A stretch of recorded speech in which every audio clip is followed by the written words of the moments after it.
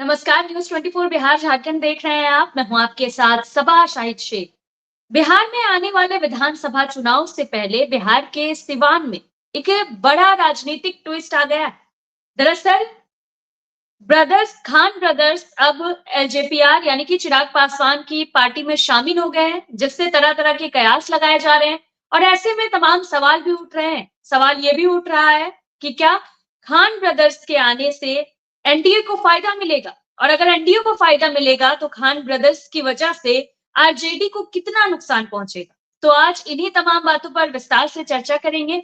लेकिन चर्चा शुरू करने से पहले चिराग पासवान का जो बयान सामने आया है, आपको वो सुनवाते हैं। भाई, रईस भाई और अगली पीढ़ी भी साथ में, सैफ, इन सब ने भी लोक जनशक्ति पार्टी रामविलास, हमारे नेता आदरणीय रामविलास पासवान जी के विचारों पर, उनके सिद्धांतों को मजबूती देने के लक्ष्य के साथ, उनके सपने बिहार फर्स्ट, बिहारी फर्स्ट को मजबूती देने की सोच के साथ उन्होंने आज लोक जनशक्ति पार्टी रामविलास की सदस्यता ग्रहण करने का काम किया है। मैं उम्मीद रखता हूँ कि जो सोच हमारे बिहार फर्स्ट, बिहारी फर्स्ट की है, जात पात धर्म मजहब से उठकर बिहार के हर उस व्यक्ति को मुख्य धारा के साथ जोड़ना जो आज़ादी के 75 साल के बाद अभी तक मुख्य धारा के साथ नहीं जुड़ पाया है। मैं मानता हूं कि इनके आने से पार्टी को वो मजबूती मिलेगी और लक्ष्य प्राप्ति में भी हम लोगों को बल मिलेगा। तो सुना आपने, चिराग पासवान का मानना है कि इन खान ब्रदर्स के आने से पार्टी को मजबूती मिलेगी और कहीं ना कहीं एनडीए को भी फायदा मिलेगा। अब चुनाव नजदीक है तो रणनीति बनना तो लाजमी। तो चलिए इसी पे चर्चा के लिए हमारे साथ तमाम गेस्ट जुड़ रहे हैं। हमारे साथ जुड़ रहे हैं हमारे वरिष्ठ संवाददाता सौरभ कुमार जी, प्रतिभा सिंह जी प्रवक्ता जेडीयू, मनीष सिंह जी प्रवक्ता एलजेपीआर, अरुण यादव जी प्रवक्ता आरजेडी। आप सभी का बहुत बहुत स्वागत है।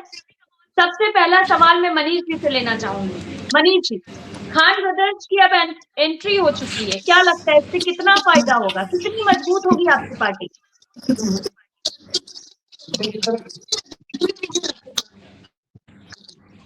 देखिए, कितना फायदा होगा और नहीं होगा इसका आकलन तो चुनाव के बाद किया जाएगा, लेकिन जी चुनाव के पहले जो हमारे नेता की नीतियों से प्रभावित होकर बिहार के युवाओं और महिलाओं में जो क्रेज है लोक जनशक्ति पार्टी का, और लोक जनशक्ति पार्टी के जो लोगों का रुझान है, इससे तो आप समझ ही सकते हैं कि चिराग पासवान की लोकप्रियता किस चरम पे है।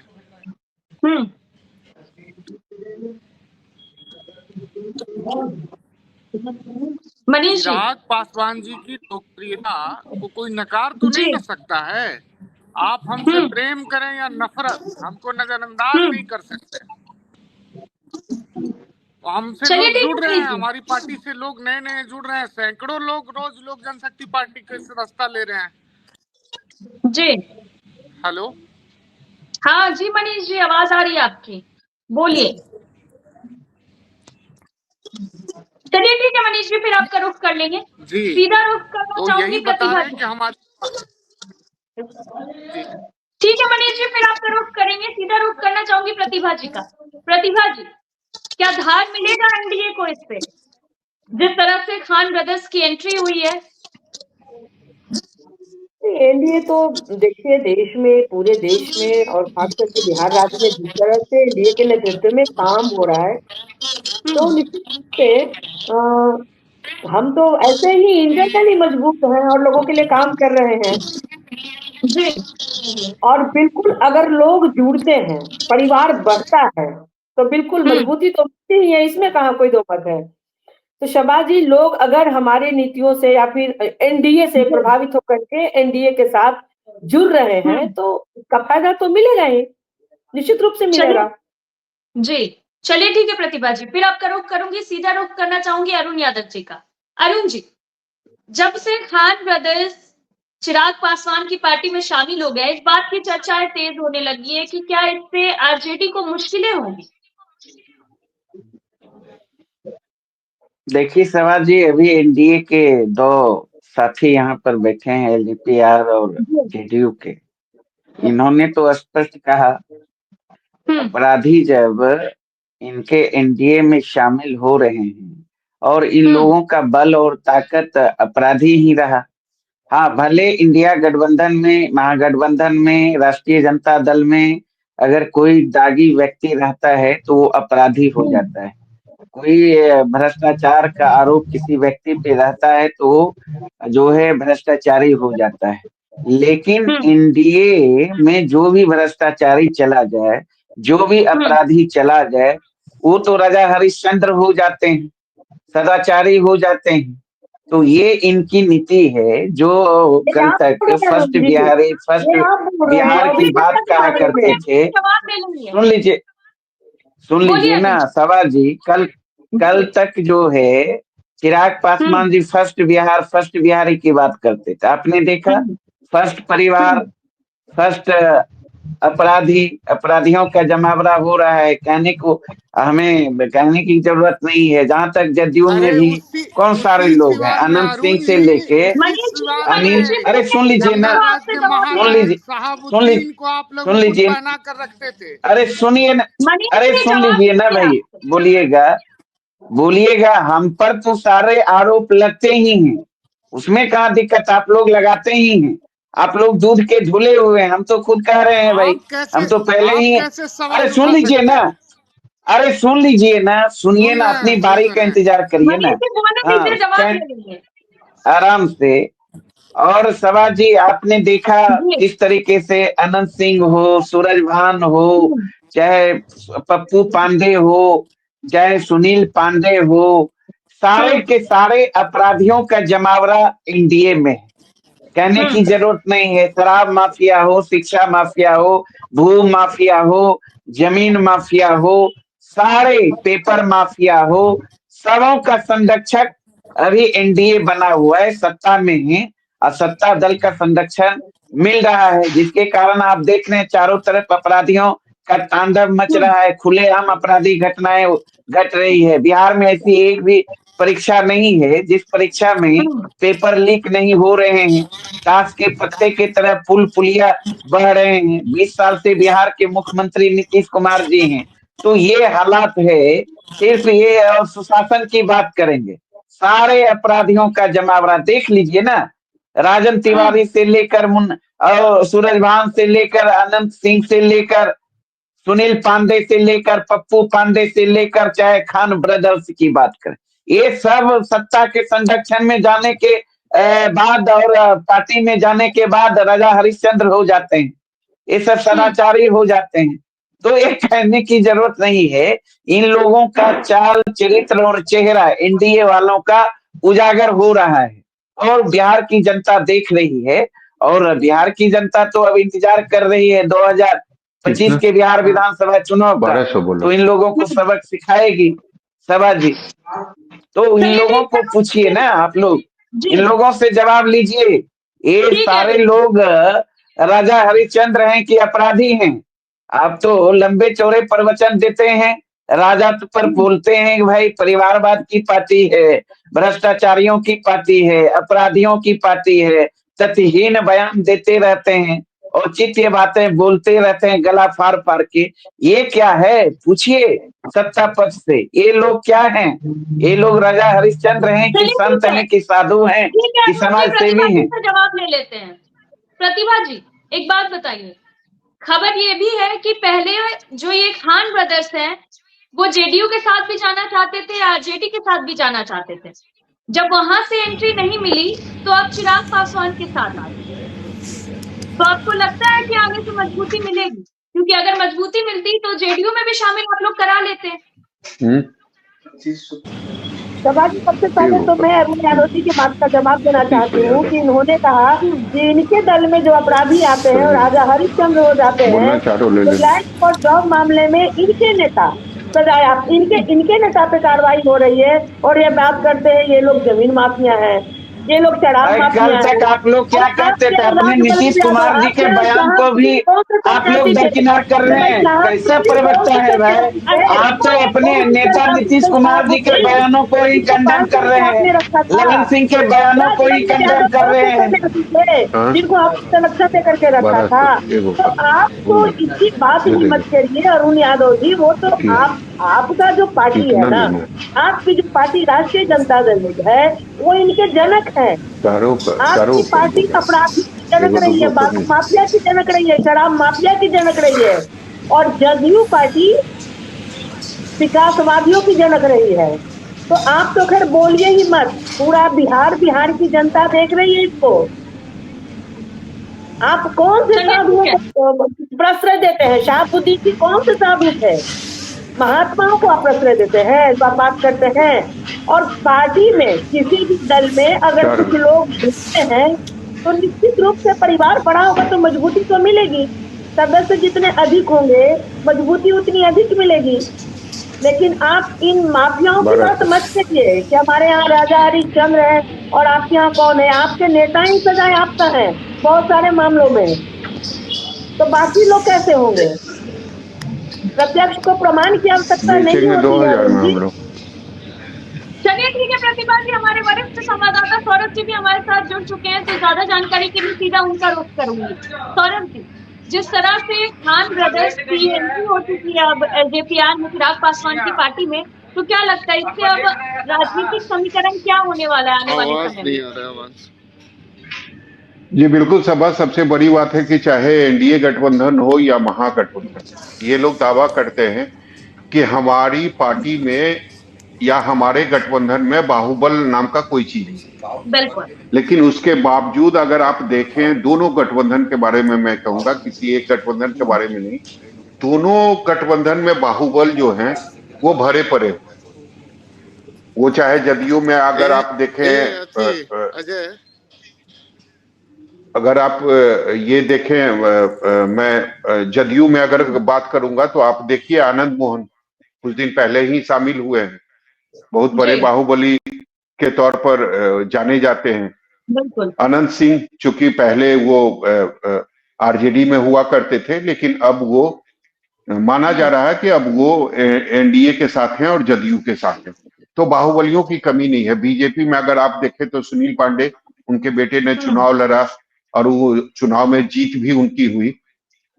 लेकिन सबसे बड़ी बात है कि खान ब्रदर्स जो हैं ये नामचीन अपराधी हैं। 2 दर्जन से ज्यादा मामले इन पर अभी भी दर्ज है, लेकिन उसके बावजूद कई महीनों से खान ब्रदर्स जो हैं वो कोशिश ये कर रहे थे कि उनको एंट्री नीतीश कुमार की पार्टी जदयू में मिल जाए। और जहां तक मेरी जानकारी है, खान ब्रदर्स जो हैं वो उनकी मुलाकात जो कार्यकारी प्रदेश अध्यक्ष हैं संजय झा, उनसे भी हुई है।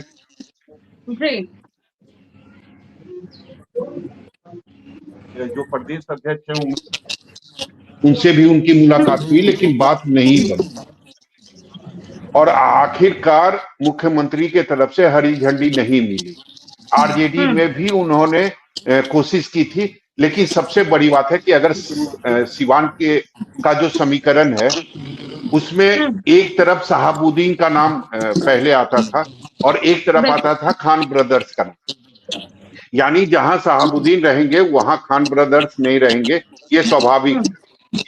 तो ओबामा जो शहाबुद्दीन, स्वर्गीय शहाबुद्दीन के जो बेटे हैं ओसामा, उनकी एंट्री हो चुकी है आरजेडी में, तो स्वाभाविक था कि खान ब्रदर्स जो हैं वो एनडीए के तरफ ही अपना विकल्प खोज सकते थे। अब उन्होंने एलजेपी ज्वाइन कर लिया है, एलजेपीआर। तो मुझे ये समझ में नहीं आ रहा कि चिराग पासवान ने उन्हें शामिल क्यों कराया, क्योंकि शामिल करने के बाद उनका जो मीडिया में बयान आया है, उन्होंने कहा कि मैं विधानसभा का चुनाव लड़ूंगा और इसीलिए मैंने पार्टी ज्वाइन किया। तो जब एक तरफ ये सभी पार्टियां ये कहती है कि बाहुबली से हमारा कोई संपर्क नहीं है, कोई रास्ता, कोई नाता नहीं है, कोई रिश्ता नहीं है, और दूसरी तरफ आखिरकार उन बाहुबलियों को अपने पार्टी में शामिल करा के पता नहीं बिहार के जो जनता है उनको क्या मैसेज देना चाहते हैं। जी चलिए, ठीक है सौरभ जी, फिर आपका रुख करूंगी, सीधा रुख करना चाहूंगी मनीष जी का। मनीष जी, क्या लगता है बिहार की राजनीति सिर्फ बलियों के सहारे चलेगी? जी, अब ये तो बाहुबली है कि ये धन बली है कि ये जो है राजनीतिक रूप से जन बली है। ये तो आप लोग इसको डिफाइन कर सकती हैं, लेकिन जैसा कि संविधान का प्रावधान है और न्यायिक प्रावधान है, जो भारतीय संविधान का जो मूल स्वरूप है, उसके मुताबिक जब तक किसी व्यक्ति को सजा याफ्ता न करार दिया जाए या जब तक वो व्यक्ति किसी भी मामले में फरार ना हो, तब तक उसे अपराधी कह देना इतना आसान बात नहीं है। और आप उसको अपराधी डिफाइन नहीं कर सकती हैं। अपराध की व्याख्या संवैधानिक रूप से ये है कि या तो वो न्यायालय के द्वारा सजा याफ्ता करार दिया गया हो या वो किसी मुकदमे का अभियुक्त हो और वो बेल नहीं लिया हो। तो हमें जहां तक जानकारी है तो रईस खान ने न्यायालय से वो ना सजा याफ्ता है और ना किसी भी मुकदमे में वो फरार है, तो हम तो उनको अपराधी डिफाइन कर नहीं सकते हैं। कितने मामले दर्ज हैं मनीष जी उनके? रईस खान और उनके जो भाई हैं उन पर कितने मामले दर्ज हैं? ये तो जानकारी होगी आपको कि ये भी जानकारी नहीं है। ऐसे लोग सभी पार्टियों में हैं जिनके ऊपर कई आपराधिक मामले दर्ज हैं। आपराधिक मामले तो राष्ट्रीय जनता दल के सुप्रीमो के ऊपर भी दर्ज है, तो सुप्रीमो को भी अपराधी माना जाए? हत्या, अपहरण, लूट, चोरी, डकैती, कोई ऐसा आपराधिक मामला नहीं है। कोई ऐसा, मैं आपसे सवाल कर रहा हूं, आप आरजेडी, मैं आपसे सवाल कर रहा हूं, आप आरजेडी की तरफ जा रहे हैं। आरजेडी के जो प्रवक्ता हैं वो आपके सवाल का जवाब देंगे। मैं आपसे ये पूछ रहा हूं, हत्या, अपहरण, लूट, चोरी, डकैती, ऐसा कोई भी मामला नहीं है जो खान ब्रदर्स पर दर्ज नहीं है। उसके बावजूद आपने उन्हें पार्टी में क्यों शामिल करा? सब लोग जानते हैं सिवान में कि वो अपराधी है। आप उन्हें नेता बनाने की कोशिश कर रहे हैं। मैं आपकी बातों को नकार नहीं रहा हूं, लेकिन मेरा इतना ही आग्रह है कि जो विपक्ष के साथी आरोप लगा रहे हैं कि अपराधियों को हम लोगों ने ज्वाइन कराया, तो विपक्ष को आईना दिखाना चाहता हूं कि उनके तो राष्ट्रीय अध्यक्ष ही आरोपी हैं। तो सबसे पहले, अरे भाई कहाँ इधर उधर की बात कर रहे हैं? मेरा आरोप क्यों होगा? आप ही लोगों का आरोप ये रहता है, जब सवाल का जवाब नहीं सूझता है तो इधर उधर की बात करने लगते हैं। जवाब दीजिए ना, जो सवाल है उस सवालों का जवाब नहीं है तो चुप हो जाइए। इधर उधर की बात क्यों करते हैं? हमारे पास तो सारे सवालों का जवाब है। गाने लगते हैं। मेरा ये सवाल, ये तो डिबेट का जो डिबेट का है, यह तो कमी पूरा करना चाह रहे हैं मनीष जी, आप कमी पूरा करना चाहते हैं। आपके पार्टी में पहले जो बाहुबली हुआ करते थे, अब वो आपके साथ नहीं है, तो उस कमी को आप पूरा करना चाहते हैं खान ब्रदर्स को लाकर। पार्टी में सैकड़ों लोग प्रतिदिन पार्टी ज्वाइन कर रहे हैं और उसमें से एक दो नाम को लेकर इस प्रकार का चर्चा का विषय बनाना मुझे नहीं लगता है कि बहुत प्रासंगिक है। सैकड़ों लोग, अगर कोई अपराधी बाहुबली अगर पार्टी में शामिल होगा तो चर्चा का विषय तो बनेगा ही, ये आपको भी पता है। अगर कोई ऐसा आदमी आपका पार्टी का दामन थाम रहा है जिसमें 2 दर्जन से ज्यादा मामले दर्ज हैं और वो चल रहे हैं मामले दर्ज हैं सर, मैं बात को पुनः दोहरा रहा हूं, तो मामला का नेचर भी तो देखा जाता है मनीष जी, मामला का नेचर भी देखा जाता है। डकैती, अपहरण, लूट, हत्या, चोरी, इस टाइप के मामले दर्ज है। मैं उससे असहमत नहीं हूँ आपकी बातों से। हमाम में हम सब नंगे हैं और सभी राजनीतिक दलों में लोग ऐसे हैं जिनके ऊपर आपराधिक मुकदमे दर्ज हैं, लेकिन सवाल ये है कि इन बातों पे, लेकिन आपको मनीष जी, आपके नेता को कम से कम ये सोचना चाहिए कि जिस खान ब्रदर्स को आप लोगों ने पार्टी में शामिल कराया, ये पिछले कई महीनों से कोशिश कर रहे थे जदयू में शामिल होने का, लेकिन जदयू से हरी झंडी उन्हें नहीं मिली। तो कम से कम ये सोचकर रुक जाते कि अगर नीतीश कुमार ने नहीं लिया तो हम क्यों लें उसको। सर ये बात तो मेरी जानकारी में नहीं है कि नीतीश कुमार जी उन्हें लिया कि नहीं लिया, लेकिन जहां तक हमारी पार्टी की बात है तो हमारी पार्टी ने वहां अपना एक कार्यक्रम बिहार फर्स्ट मतलब बिहारी फर्स्ट का जो संकल्प है ऐसे ही लोग पूरा करेंगे। नहीं सर, ऐसे लोग हैं उसमें। आप अपराधी इनको कह सकते हैं। हम तो बताएं कि बाबा साहब का संविधान की प्रस्तावना है, जब तक किसी को न्यायालय दोषी करार नहीं दे तब तक हम उसे अपराधी नहीं कहेंगे। और हम किसी भी राजनीतिक दल के लोगों को या अपराधी नहीं कह के संबोधित करते हैं। माननीय लालू प्रसाद यादव जी को कभी हम या हमारे दल के कोई लोग अपराधी नहीं कहते हैं। राजद के प्रवक्ता इस बात का ध्यान रखिए कि आपके सुप्रीमो ही आरोपों से घिरे और इससे ज्यादा संगीन आरोप क्या होगा कि राज्य के खजानों का लूट किया। कोई एक दो व्यक्ति के साथ नहीं, पूरे राज्य के साथ उन्होंने अपराध किया। तो आपराधिक दल के प्रवक्ता, तो अगर कोई दूसरी पार्टी गलती कर रही है तो वो गलती हम भी करेंगे, हम में सभी नंगे हैं, आपने बोला हमें कोई परहेज नहीं है बाहुबलियों। मैं विश्वास दिलाता हूँ कि जिस दिन ये दोनों भाई याफ्ता होंगे न्यायालय या जिस दिन दोषी करार होंगे, मुझे पूरा विश्वास है उस दिन तो आपकी मजबूरी हो जाएगी पार्टी से निकालना। उस दिन आपकी मजबूरी हो जाएगी पार्टी से निकालना। नहीं, हमारी पार्टी संविधान के साथ खड़ा है और संविधान जिसको दोषी कह देगा हम उसके साथ खड़ा नहीं होंगे। चलिए प्रतिभा जी, ये बताइए, आपको नहीं लगता है कि इससे गठबंधन को नुकसान होगा 2025 में? अगर ऐसे ऐसे चेहरे गठबंधन में शामिल होंगे तो क्या मैसेज जाएगा 2025 में बिहार के जनता के सामने? कौन सा मिसाल कायम करेगी गठबंधन?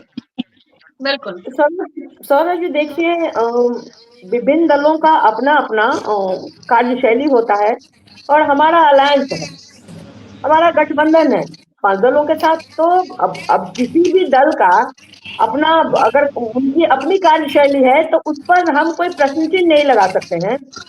और रही बात की 2025 में, तो 2025 में क्या हमारा विपक्ष वो दूध के धूले हैं?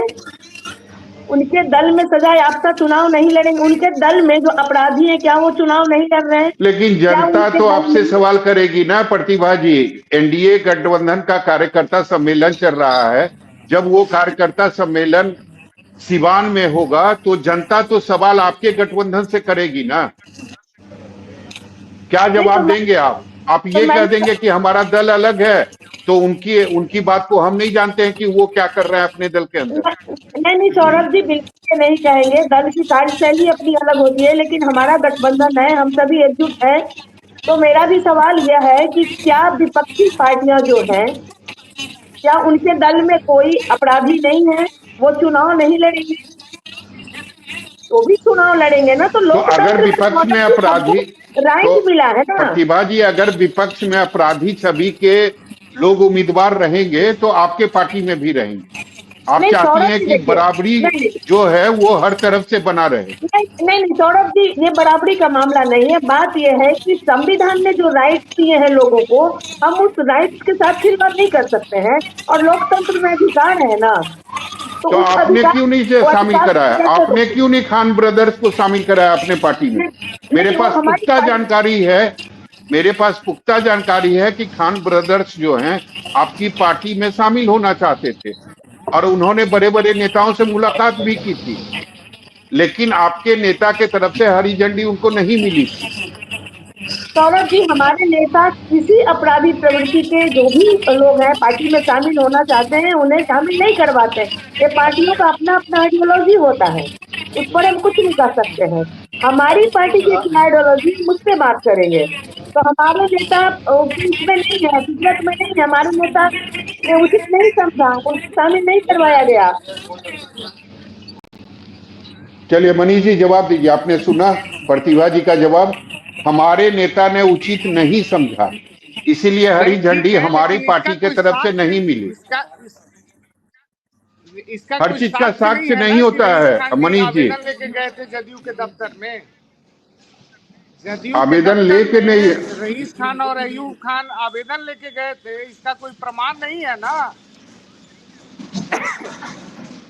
और अपना अपना दल का अपना अपना पॉलिसी है।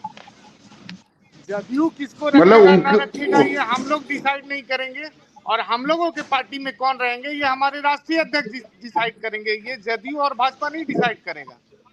भले वो अपराधी हो, वो बाहुबली हो, 2 दर्जन से ज्यादा मामले दर्ज हो, बिल्कुल नहीं, मैं तो कह कोई रहा हूँ परहेज कि नहीं। जिस दिन बाबा साहब का संविधान किसी को दोषी करार दे देगा, हम उसके साथ खड़े नजर नहीं आएंगे। सौरभ जी, मैं आपको विश्वास दिलाता हूँ, आपके चैनल के माध्यम से जनता को भी, तो आपकी नजर जिस में, दिन आपके किसी नजर को में, न्यायालय दोषी करार देगा, आपके नजर में ये दोनों जो हैं कितने बड़े समाज सेवक हैं, बता दीजिए मुझे। समाज ये सेवक खान तो मैं नहीं कर रहा हूँ, ब्रदर्स जो हैं, लेकिन अभी तो उन्होंने उनकी प्राथमिक छवि क्या सदस्यता है? ली है। अभी उन्होंने उनकी प्राथमिक पहचान क्या सदस्यता है? ली उनकी है। पहचान क्या है? अरे आपके इस पार्टी ने, देश में तो आपके इस देश का सर प्रवृत्ति रहा है, इतिहास रहा है कि अंगुली माल को भी सुधरने का मौका दिया गया है। तो आप जब तक न्यायालय किसी को दोषी नहीं करार देता है, आरोप मात्र लगने से किसी को अपराधी कर देना और समाज की मुख्य धारा से अलग कर देना, यह भी तो एक अपराध है। उनकी पहचान क्या है? सिवान के अंदर उनकी पहचान क्या है? बता दीजिए उनकी जो हमारे भी दर्शकों पहचान को। रही हो सर, लेकिन समाज की मुख्य धारा अरे से अभी जुड़कर क्या है सर, अभी क्या है मनीष जी, उनकी क्या इस पहचान? इस इस आखिर पार्टी इस ने इस क्या देखा उनके अंदर? सर, सौरभ उनकी जी वो भारत पहचान, देश के नागरिक है ना, सैकड़ों लोग वो ज्वाइन बिहार कर के रहे हैं, नागरिक है उसमें ना। एक वो भी हिस्सा है। क्या सिवान में सिर्फ अयूब और रईस खान ने पार्टी ज्वाइन किया? उनके अलावा और लोगों ने नहीं ज्वाइन किया। लेकिन चूंकि वो चर्चित हैं, तो उसका मीडिया में चर्चा होना स्वाभाविक चर्चित है। क्यों है? चर्चित क्यों है? चर्चित चर्चित जिस वजह से भी रहे हों, लेकिन अगर वर्तमान परिस्थिति में समाज की मुख्य धारा से विधानसभा का जुड़कर चुनाव कोई व्यक्ति लड़ेंगे, चलना चाहता हो, विधानसभा का चुनाव लड़ेंगे खान ब्रदर्स, कारण उन्होंने तो मीडिया के सामने कह दिया है कि हमने पार्टी इसीलिए ज्वाइन ये तो किया है सर नेता, क्योंकि हम विधानसभा का चुनाव लड़ेंगे। हर एक कार्यकर्ता की इच्छा, सर हर एक कार्यकर्ता की इच्छा होती है चुनाव लड़ने की, और ये पार्टी के नेता हमारे राष्ट्रीय अध्यक्ष तय करेंगे कि कौन प्रत्याशी होंगे, कौन प्रत्याशी नहीं होंगे, और पार्टी किस सीट पे चुनाव लड़ेगी, नहीं लड़ेगी। ये तो अभी बहुत लंबा समय है, 6-7 महीनों का समय है। लेकिन पार्टी की विचारधारा से जुड़कर अगर कोई काम करना चाहता है, समाज की मुख्य धारा में कोई वापस आना चाहता है, तो उसे मौका देना भी नैसर्गिक न्याय है और धर्म का पालन है। इसमें कहीं कोई गलत बात नहीं है। और अयूब खान, रईस खान जी का लेकिन स्वागत लेकिन है। लेकिन लोक मनीष जी, जनशक्ति मनीष जी, पार्टी के मनीष विचारधारा जी से जुड़कर, मनीष जी मैसेज तो ये जा रहा है ना कि अपराधियों के बल पर, बाहुबलियों के बल पर एनडीए जो है वो एक बार फिर से 2025 में विधानसभा का चुनाव जीतना चाहती है।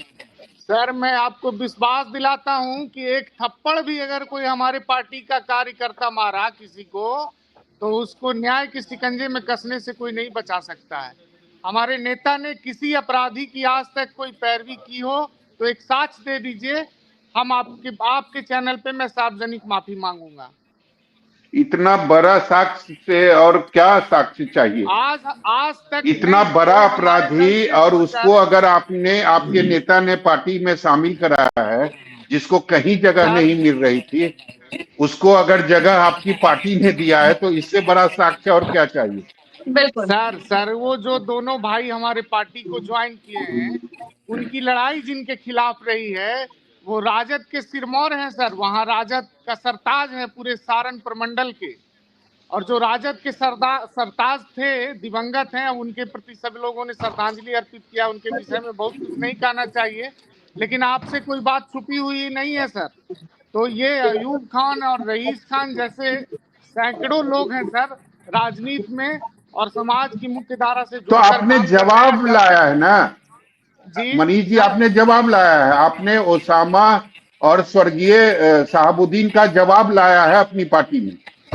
नहीं सर, हम लोगों ने तो मौका दिया है लोगों को पार्टी की विचारधारा से जुड़कर काम करने का। हम अयूब खान और रईस खान के नाम पे वोट मांगने लोक जनशक्ति पार्टी नहीं जा रही है। लोक जनशक्ति पार्टी के नाम पर अयूब और रईस जो है वो जनता के बीच जाएंगे हमारी पार्टी के संदेश लेके। हमारी पार्टी में सैकड़ों लोगों ने पार्टी की सदस्यता ली, उसमें एक वो भी हिस्सा है, और उनको भी अधिकार चलिए है अरुण जी समाज की जवाब मुख्य दीजिए, धारा से जुड़ने अरुण जी जवाब दीजिए। आपने ओसामा को पार्टी में शामिल कराया, जो शहाबुद्दीन, स्वर्गीय शहाबुद्दीन के बेटे हैं, तो हमने खान ब्रदर्स को कराया, इसमें परेशानी क्या है?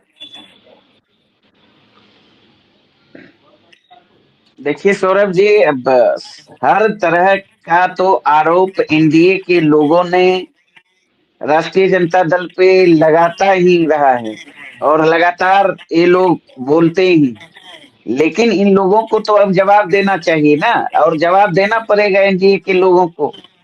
ये आनंद मोहन कौन है भाई? ये पप्पू पांडे कौन है भाई? सुनील पांडे कौन है भाई? ये रईस खान कौन है भाई? ये सूरजभान सिंह कौन है भाई? राजन तिवारी कौन है भाई? अनंत सिंह कौन है भाई? ये कहाँ है भाई? किस दल में है भाई? किस गठबंधन में है भाई? किस लिए है भाई? ये पेपर लीक का माइंड मास्टर संजीव मुखिया कौन है भाई? संजीव मुखिया के पत्नी को किसने टिकट दिया भाई? तो ये तो सवाल तो जनमानस में अब है ही, और इन और लोगों को थोड़ा जवाब आगे देना बढ़िए, पड़ेगा। अशोक महतो कौन है ये भाई? ये अब सुन लीजिए ना, और इन लोगों को तो अब जवाब देना पड़ेगा। भू माफिया, शराब माफिया, शिक्षा माफिया, पेपर लीक माफिया, सारे बलात्कारी, सारे अपराधियों का जमावड़ा एनडीए में ही क्यों, और एनडीए के लोग महिमा मंडित कर रहे हैं।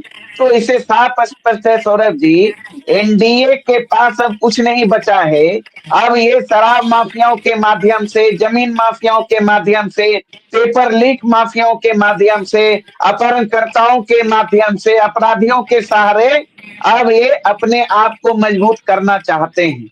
अब जो कि होने वाला नहीं है, जनता समझ चुकी है। चाहे एलजेपी आर की नीति हो, चाहे जदयू की नीति हो, चाहे भारतीय जनता पार्टी की नीति हो, 20 साल से तो बिहार के मुख्यमंत्री है नीतीश कुमार जी, और लगातार देख रहे हैं बिहार की क्या हालत है, क्या स्थिति है। और नीति आयोग के रिपोर्ट ने भी खुलासा कर दिया, ये लोग सिर्फ और सिर्फ सत्ता में बैठकर झूठी दलील देने का काम करते हैं, सुशासन का ढोल पीटने का काम करते हैं, तथ्यहीन बातें करना चाहते हैं सत्ता में बने रहने के लिए, सत्ता का मलाई खाने के लिए। जहां तक एलजेपी आर की बात है, चिराग पासवान की नीति और नियत से सारा बिहार अवगत हो गया। फर्स्ट बिहार, फर्स्ट बिहारी की बात करते करते फर्स्ट अपराधी, फर्स्ट परिवार की बात करने लगे। नीतीश कुमार को क्या क्या बोलते थे सत्ता के लिए, अब कहाँ है आज खरा। तो ये कहने की जरूरत नहीं है, इन लोगों का चाल चरित्र चेहरा सोसाइटी में उजागर हो गया है, समाज के बीच, प्रदेश में। इसलिए इन लोगों को मुंहतोड़ जवाब बिहार की जनता 2025 के बिहार विधानसभा चुनाव में देने के लिए तैयार बैठी है। सौरभ जी, चलिए प्रतिभा जी जवाब दीजिए। सौरभ जी, जो अरुण यादव जी ने लंबी लिस्ट, लंबे कई नामों की चर्चा की, भाई ये कौन है भाई, वो कौन है भाई। भाई आप बता दीजिए कि शिल्पी गौतम हत्याकांड का अपराधी कहाँ है भाई? शहाबुद्दीन जैसे नेता को के संरक्षक कौन थे भाई? कौन से साधु का अरे उन्हें ये कदमा बताइए मिला ना, था? जरा आप ये मुजफ्फरपुर बता दीजिए, बालिका कौन गृहकांड का कौन है मंत्री के आरोपी है? अधिकारी थे? जरा ये बता दीजिए आप। साधु यादव ने क्या किया था? राजकुमार यादव ने क्या किया था? अरे भाई, जिस दल के नेता ही सजा याफ्ता हो, और आप कहा भाइयों भाइयों की गिनती कर रहे हैं बैठ करके। ये अरुण यादव, आप जवाब तो ये बोलने से हुआ नहीं, पहले, ये तो बोलने से हुआ। पहले आप सुन सारे लीजिए। एक बोलने दर्जन से पहले अपराधियों आप का समझ हमने लीजिए नाम कि सुझाया, आपके बताइए इस नेता ही अपराधियों सजा का आपके याफ्ता दल है। में क्या काम है? आपके ये तो नेता बता ही दीजिए ना, सजा ये तो याफ्ता है। बताना है नहीं, आपके इधर उधर नेता ही की सजा बात करना याफ्ता है, है। अब बाकी हैं? नेताओं की तो बात छोड़ दीजिए ना, इधर उधर की कोई बात नहीं हो रही है। और आपको चिंता है कि एनडीए को जवाब देगी 2025 में बिहार की जनता। अरे भाई, उपचुनाव का परिणाम आपके सामने आया था ना? आपकी जनता ने क्या हश्र किया, आपने देखा नहीं? इंतजार करिए 2025 बिहार विधानसभा का रिजल्ट। बिहार की जनता आपको किस तरीके से मजा चखाएगी। अरुण जी, आप क्या अपराधियों की गिनती अरे कराएंगे? अरे जिनका आप खुद आपने देखिए नाम ना, किया, 3 वो नंबर सभी की बिहार पार्टी के बिहार की नागरिक है, जनता ने और बनाया। लोकतंत्र में 3 अधिकार नंबर दिया की है। पार्टी बिहार लोकतंत्र की में जनता ने अधिकार बनाया है। आपको, ये तो देखिए। अरुण यादव जी, अचेत संविधान अवस्था ने में अधिकार आपके दिया है। मुखिया हैं, आप किसी को उन आपके अधिकारों नेता से हैं, वंचित नहीं कर सकते बिहार हैं। चला पा नहीं और रही रहे बात हैं, बालू पूजा, शराब माफिया, भू अरुण माफिया जी की, जवाब तो दीजिए। आप दल ने पैदा किए हैं। बालू माफिया किस दल के लोग हैं? चलिए शराब माफिया प्रतिभा जी, किस दल ठीक है। के लोग हैं? भू प्रतिभा जी माफिया किस ठीक है। दल के लोग हैं? इसलिए अरुण यादव जी, पहले अपने गिरेबान में झांका कीजिए। यानी कुल मिला के बात यही हो गई कि कोई भी किसी पे भी उंगली नहीं उठा सकता। चलिए सीधा रुख करते हैं अरुण जी का। जी अरुण जी। जी देखिए अरुण जी, अब सभा आप जी, इन लोगों जवाब के दे पास दीजिए। सभा जी, इन लोगों के पास कोई जवाब नहीं है। घिसा पिटा वही कैसेट ये लोग बजाते रहते हैं। ये अरे अशोक लगातार हर मोर्चे पर जरा इनकी बताइए ना, सरकार अशोक रोजगार के मामले पर बेरोजगारी, सुन लीजिए ना, ये लोग मुद्दे की बात कभी नहीं करते, जन सरोकार की बात कभी नहीं करते, रोजगार की बात कभी नहीं करते। ये लोग सिर्फ और सिर्फ तो नियुक्ति जुमलाबाजी कैसे करते हो रहते रही है? हैं ये लोग अगर हम सिर्फ। रोजगार की बात नहीं अब करते, नियुक्ति कैसे हो रही है? आप दे रहे हैं क्या? आप सुन प्रतिभा लीजिए को ना, बोलिए, सुन जरा लीजिए। बात कीजिए। सभा बोलिए जी अरुण तो जी। इसलिए अब मनीष जी, सभा अगर जी आप करेंगे, छिपा, आपका कमेंट आपसे ही लूंगी। इसलिए जी अरुण अब जी। बिहार की जनता से कुछ छिपा हुआ नहीं है। क्या स्थिति है बिहार के मुखिया का, और क्या स्थिति है बिहार सरकार का, क्या स्थिति है यहाँ राजपाट जो चला रहे हैं, और किस तरह से इनके मुखिया तो अचेत हो चुके हैं।